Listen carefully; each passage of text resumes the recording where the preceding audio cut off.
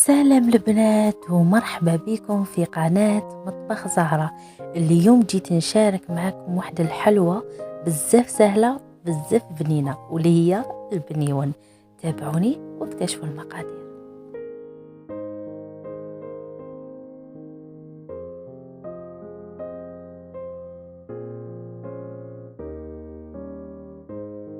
للمقادير نحتاجو كيلة تاع كاطو مطحون، ما يكونش حلو، يكون شوية.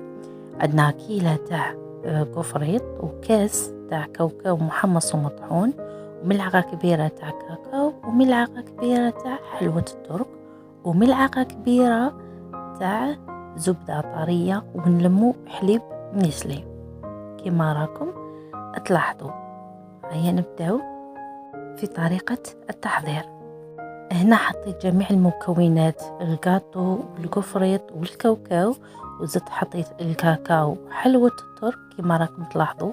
خلطتهم مليح كما راكم تشوفوا باش ضفت ملعقة كبيرة تاع زبدة طرية. هنا نخلطوا مليح المكونات بيدينا باش القوام تاعهم والنكهة تمتزج مع بعض. هنا ضفت الزبدة اللي راح تعطينا الطراوة والبنة ايضا. وهنايا راح نلم حليب نسلي، راح نستعمل يدي باش نعرف القوام، لا نزيد ولا ما نزيدش. والعجينه تاعنا تجي ما تجيش يابسه وما تجيش طريه بزاف.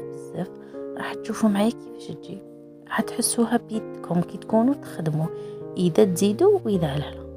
هنا كيما راكم تلاحظوا، وصدقوني ما راحش تجيكم حلوه بزاف، راح تجي هذاك هو. بس عدلت ما درتش بزاف حلوة الترك واخترت كاطو ماشي حلو. هنا استعملت هذا الشوكولا تاع الوجدان بالحليب، صدقوني بزاف هايله وبزاف بنينه. وهنا حنشبح بالاوراق الذهبيه في دوغ. هنايا وزنتهم باش يجوني على حبه، درت 28 غرام وزنتهم كامل.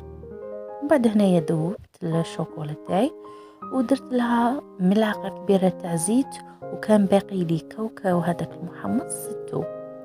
هنايا جبت الحبة تاعي تاع البنيون وراني نطلي فيها بالشوكولا ونخلوها تنشف ومن بعد نزينها. صدقوني راح يجيكم بنين ولا اروع.